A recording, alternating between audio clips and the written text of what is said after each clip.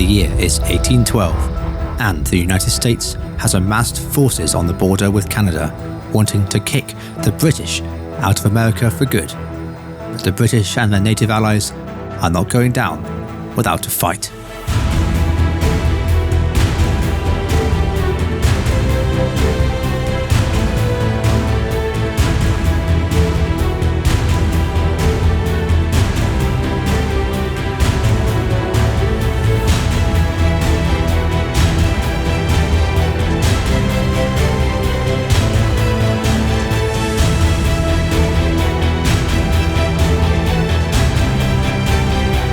Can the Americans conquer Canada, or will the British and their native allies drive them back, maybe even to the gates of Washington itself? Join us for the ultimate Total War campaign.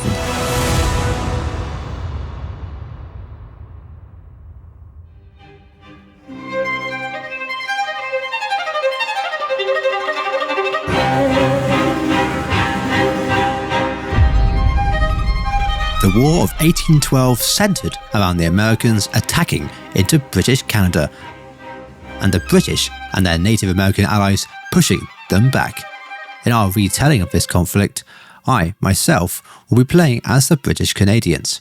With strong, highly trained professional infantry and superior heavy artillery and cavalry, it will be a difficult task for any American force to break through the front line. But even though I have better professional soldiers, I have far fewer of them, and I can only recruit more of them at major ports such as Montreal.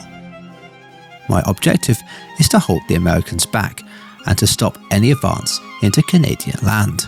The Americans, meanwhile, are far more militia focused and have excellently trained militia and militia cavalry. They are commanded by an experienced wargamer and player, Chris, also known as Middle Guard. He has created this scenario, drawn the map and written the rules, so it will be tough to get any sort of advantage against him in this game. And finally, our wildcard third player, Dan the Mantis, playing as the Native Americans. Traditionally, the natives sided with the British to try and halt the American expansion, but this game, their objective is to see both the British and the Americans fight each other to a standstill, allowing the natives to retain all of their territory. If the natives keep switching allegiances though, they may find themselves with none at all, and it is important for the natives to retain their territory as each unit is resourced by an equivalent territory, maxing out at 20 units for now. Dan will have to use all his skills in diplomacy and be extremely cunning to have any hope of survival. But before we progress any deeper into the rules of the campaign, the Americans are launching their first attack across the St. Lawrence River against the British. If decisive, this battle could determine the direction of the campaign for the foreseeable future.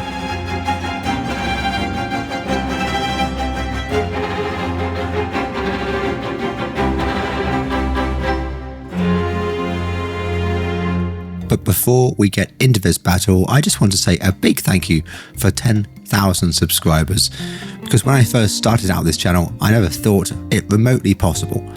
And with that, we have just launched channel memberships in which you'll get access to exclusive posts, polls on what strategy I should take in upcoming videos, and the ability to name your unique unit in campaign and see if it can survive my tactics well. You will also have access to relatively uncut versions of this campaign, so you can see every decision and move that was played, the first one being an hour or so long. Lots more to come as well, but if you'd like to support me in making more of these videos, then please consider joining. With that being said, on with the video. Oh, we've got a starting battle already. Okay, tell me you need to win this. Chris had launched his turn 1 attack across the St. Lawrence River into Canadian territory, and the stakes were high for both players. If he could break through, then the road to Montreal would be wide open, and the Americans would force all Canadian forces in the south to retreat in fear of being cut off.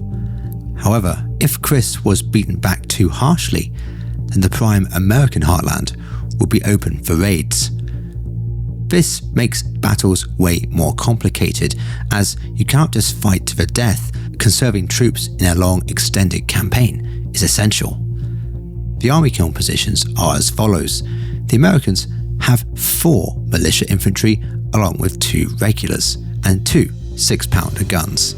Myself, as the British, have 3 regular infantry along with 2 militia and 2 6-pounders. However, before battle can begin, the rules say that the attacker has to roll a d6 for every militia unit entering the fight as long as they are attacking into enemy territory. This is to simulate a militiaman's unwillingness to fight on campaign and to only defend their homeland, but it also makes it a very risky strategy to pile up large quantities of cheap militia units as they may not ever enter the fight at all. Chris rolls 4 d6s, 1 for each militia, needing a 4, 5 or 6 for them to enter the fight. So I have 4 militia, so the first guy does not join. Incredible. Second guy does not join. Third guy joins. Fourth guy join. Okay, so I lose half. Half of them just don't engage.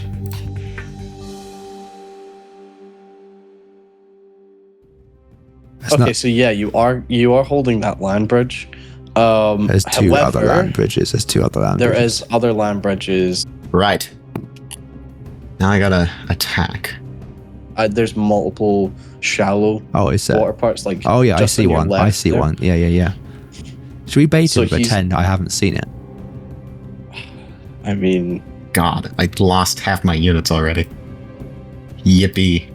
Okay, so I can defend those 2 quite easy. I can put my militia on the land bridge in the middle because that's kind of tough for him to attack on.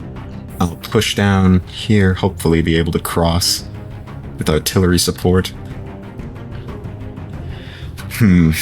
One right there covering that one, and one covering the bridge, surely. I'll push over here, get some artillery set up, and then blast them across the way. Try to cross there. I'd walk your artillery forwards rather than have it unnumbered, because right now they're pointing directly cannon to the tree. Oh, yeah.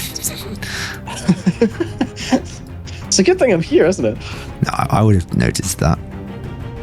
This is going to be a battle. My men had been forced to deploy in a tiny deployment zone, and so with our men split between the north and the south, we decided to send Dan's militia to hold the southern crossing, whilst I would send reinforcements as soon as the battle began. It was clear from just how many crossing points Chris could use that we could never cover them all. With our forces split, victory would come down to whether we could mobilise fast enough once we realised where the Americans were crossing. I'll use my general to scout the right. Use your general to scout the right. I can cover the crossing maybe with my fencibles. My worry is just that he doesn't cross where we want him to cross, and he crosses kind of in the middle on the map. Yeah, we may need to cover that a bit better, that middle section. Let's have your militia over there.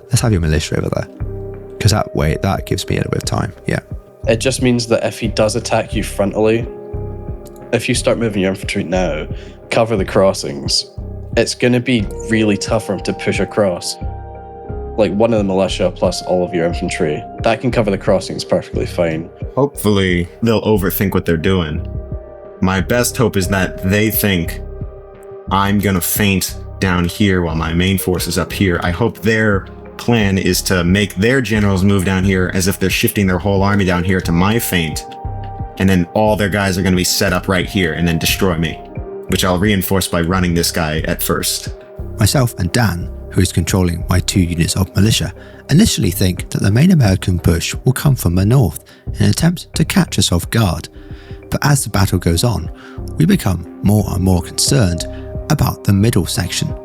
Chris's plan is to launch a feint in the north and push across the middle of the map to attack us.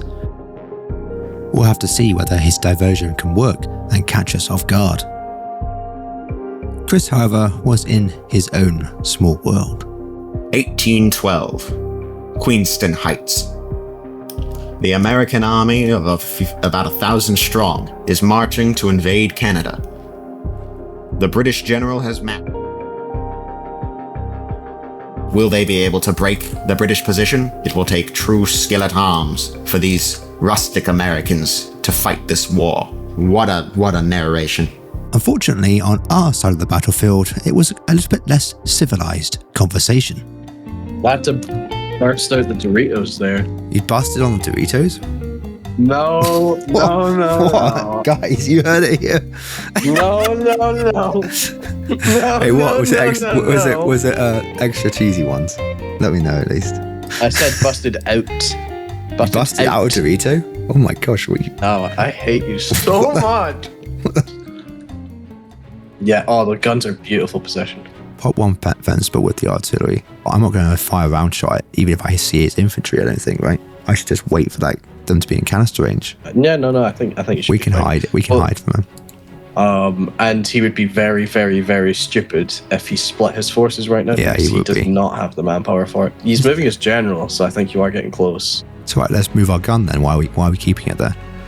Yeah, you know what? Move it, yeah. Because even if we're right and he does cross something over there, what's it going to get? Like 10 kills? I reckon what's going to happen is going to push across.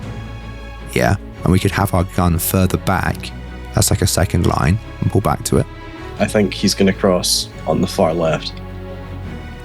It's not open, isn't it? The one thing we have is we can outshoot him as well. So if we fighting him on the crossings is good, yeah, but he's eventually going to get over one of them. So if we're fighting him in the flatlands, we're going to beat him. He'd be forced to charge. We're just going to kite back to another defensive line, yeah. Oh! What happened? Oh my god. He's deployed one of his guns in the far right. I saw it, yeah. What's he doing? Oh, he's crossing the far right. He's crossing the far right. Yep. Okay, so we were wrong. Our assessment of the battlefield had been wrong. Chris was not attacking on our left, but right down the middle. However, we had placed one of our guns in a position to defend this middle crossing, and this gun was now in prime position to open fire on the Americans. Alright, time to push. Time has come to make the advance.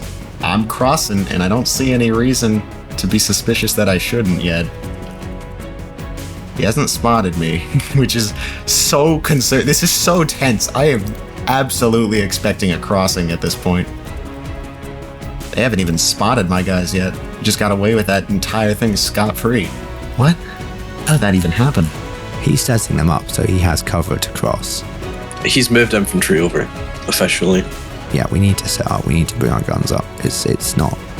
God, this does not make any sense. Where are their guys? Where is everyone? I think they might have realized that I've humbugged them. I think they realized.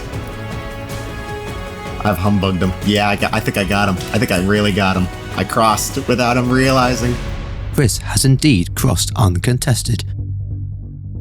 And one of the Canadian 6-pounders is only just now redeploying from our left flank to shore up the right. Chris now outnumbers us locally on our right flank, and myself and Dan scramble to bring up the rest of the reserves. We know he's crossed now. He definitely has. Let's try and spot him at least. This is a big mind game. Alright, Madison, get yourself over there. We're moving everything from the left, right? We're not going to leave anything there. I think they're about to see it. They're about to see the army. They're about to see it. This is going to be fun to watch their reactions to. Because they're about to just see the whole U.S. armies across. Oh yeah, he's brought his general over now. I don't think they have anybody over here now. I legitimately think I've humbugged them so hard. I think they don't have a guy here. I don't think they have anybody. Oh my god. Did I really just dupe them that badly? What's going on? Did I really get him? I think I got him. Caught up in the moment and eager to take advantage of what's perceived to be a major British fumble, Chris advances his whole line forward, leaving his guns to provide covering fire. It's this moment when the American infantry are exposed and in the open that the British guns open fire. Give me a shot, guys. Give me a shot. Ah, there's their artillery. Nice. Yeah. 10 men dead. I'm going for that enfilade. Yeah, that's a much better target. 20 kills. Was it 20 kills? Yeah, 22. Nearly 20, yeah. Oh wait, no, yeah. Jesus. careful, he's Oh going my God. to inflate you. Yeah. There's no way. That's it. Yeah. With the first British infantry spotted, Chris's artillery focused fire and the Americans feel confident enough to push forward to engage the British line. All right, James Madison, let's see what you got. Deploy for line, boys. Deploy for line. See what we can get out of them. Unknown to Chris, whilst he has been held up by my initial defensive line, my second gun has been pulled up and is now in place, ready to ambush the advancing American line with canister. The gunners have orders to hold fire until they are in close enough range. He's going to be really surprised when he realises I have a gun there. Let's pull back, let him think we're pulling back. Pull him into the canister here. It's that big clump of them. Yes, that's exactly what I was hoping was going to happen. Oh my God, he's lost nearly 50 men. What's your general? Do you know what I think you should do? What? I don't think he's going to push you here. So oh, never mind. Oh, okay. Thank you, Chris. The American line advances towards the British and is met by a hail of gunfire. British gunners sight their target and prepare to open fire. He sees the gun Does now. he see The gun. Oh, he sees the gun now. But he might be already too late. No way he's going to push forward anymore. I can use round shot on my armor as well. Yeah, I think round shot advance. Yeah, there we go. Stop laying into him here. He's going to have to either attack us now or he's not going to. No, he's going to fall back. After stumbling into the concealed gun, Chris's infantry is forced to retreat back into the woods. But now it's the British's turn to forward the advance and start bringing the fight to the Americans.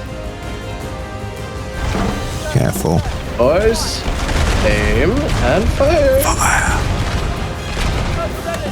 That damage out. Come on, boys. Keep up the fire. Oh, that was so close. Oh, one of his artillery shots got so close. Oh my God, you're just absolutely slamming them. Stand your ground, lads. Come on. Come on, boys. Come on, you Americans. You patriots. Hold your ground. Hold steady, boys. To pressure the American defense, I moved one of my regular infantry round to attack their flank, and after emerging from the woods, a fierce gun battle ensued. If the Americans collapse now, they could be surrounded and lose their entire army. They're holding good. They're holding good. Nice flank. So far. There they are. I knew it. I bloody knew it. But just when all hope was seemingly lost for the Americans, the state militia emerged from the trees behind and threatened the rear of the British attack and their precious guns. Oh wait, the state militia behind. Fence was behind. Oh yeah. They're right there. Turn them out. Hit them. Hit them, boys. Hit them. Behind or in front, canister. Behind or in front. Behind. Nice. Did that do anything? I couldn't tell. Yeah, it did. Oof. It- Why is he running? No. Don't run, you idiot. Militia's gone. He's gone. Oh, he left. Oh, that sucks. Cheeky bastard. Wow. Leaving before I could chase you down. Leaving the game so he couldn't kill you. Dude, the whole army was gone. You don't get to run them down with your general and kill everybody. Well, that was an interesting battle. That was an interesting battle. I'm guessing that I lost some of my guys there. Yes, you did. I don't think you lost anything. I didn't lose too much. I think I lost a militia. Because I don't think any of my units passed below 50%. I'll go into casualty rates and how we calculate them in another video, but what you need to know is that this was a resounding British victory in which no unit was lost. A seemingly weak British position gave the Americans false information and they pushed too readily into defensive position without artillery support. A crushing defeat for what could have been a massive American victory. Chris will end his turn not having secured the foothold he wanted, and he decides not to launch any more attacks on Canadian positions, instead to wait for reinforcements. So that's Great my attack there, Chris. combat moves, since that was my plan there. Yes, thank you for the incredible attack. There was no cinematics for this battle, unfortunately, because our replay corrupted, but for nearly every battle going forward, there will be.